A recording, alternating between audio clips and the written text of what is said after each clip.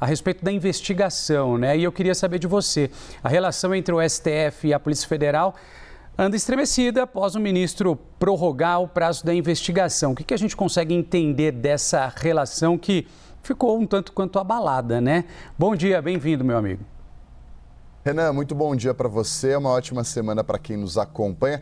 A Polícia Federal pediu a prorrogação dessa investigação por mais 60 dias e o ministro topou. Viu que os argumentos apresentados pela Polícia Federal eram válidos, fazia sentido e autorizou que a investigação prossiga por pelo menos mais 2 meses. No final desse período, a Polícia Federal pode requerer mais tempo para a investigação. Isso tudo está previsto regimentalmente lá no Supremo Tribunal Federal. Fato é que, a despeito de a PF ter visto esse pedido ser atendido pelo ministro do Supremo Tribunal Federal, Dias Toffoli, que é responsável por essa investigação do Banco Master no tribunal, há uma série de desgastes institucional entre o gabinete do ministro e a corporação. Logo de cara, essa investigação uma determinação do ministro no final do ano passado, uma cariação entre os investigados. Isso aconteceu no penúltimo dia de 2025, no dia 30 de dezembro do ano passado, quando não havia sequer depoimentos prestados no âmbito dessa investigação que justificassem a determinação para uma acariação. Aquilo já pegou logo de cara a Polícia Federal de surpresa, causou um estranhamento entre os investigadores responsáveis por esse caso. No começo desse ano, onde a gente já está, há uma série de novos desdobramentos que também ajudaram a aumentar esse desgaste entre a corporação e o gabinete do ministro. Num primeiro momento, houve a deflagração daquela operação que apreendeu uma série de materiais. Quando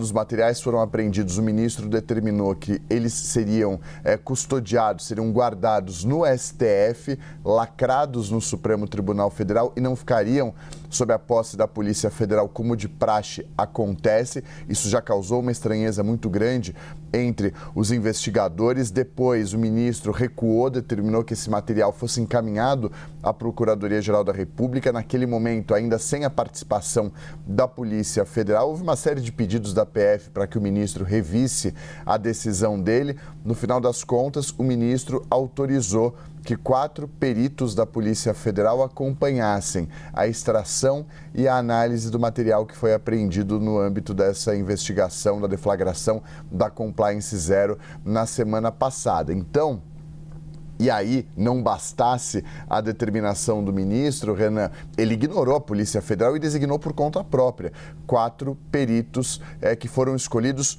por ele. E aí, para finalizar, como o Pedro Moreira trouxe há pouco, o ministro determinou que houvesse uma mudança no cronograma dos depoimentos que serão prestados à Polícia Federal por investigados nesse inquérito. Então, esses são alguns dos pontos que fizeram com que houvesse esse maior estremecimento entre a Polícia Federal e o ministro Dias Toffoli. Essas determinações do ministro têm causado um estranhamento e um descontentamento muito grande dentro da Polícia Federal, que tem tentado, ao longo desse período, reverter algumas dessas determinações do ministro. Houve, sim, de fato, alguns recuos, mas ainda está longe do que a corporação espera para a condução dessa investigação por lá.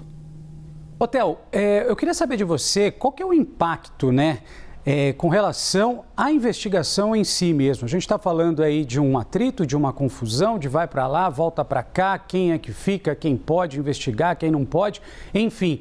Mas a sociedade precisa saber qual que é o impacto para a investigação do Banco Master mesmo, a questão da celeridade, da necessidade de respostas mais urgentes com relação a um assunto que é tão sério.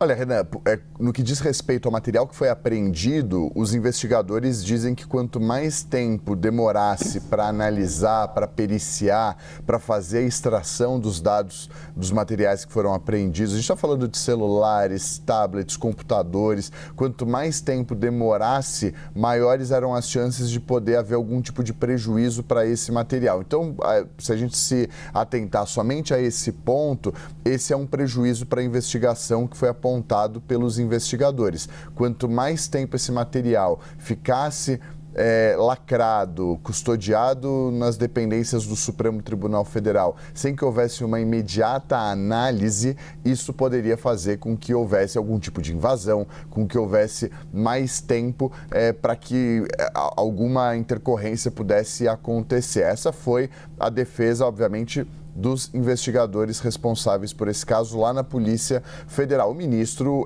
diante dessa pressão da PF, diante da repercussão também do caso e de um apelo da Procuradoria-Geral da República, acabou levando esse caso para a PGR. A PF diz que quem tem os melhores materiais, quem tem as melhores equipes para fazer essa extração e a experiência é a própria Polícia Federal.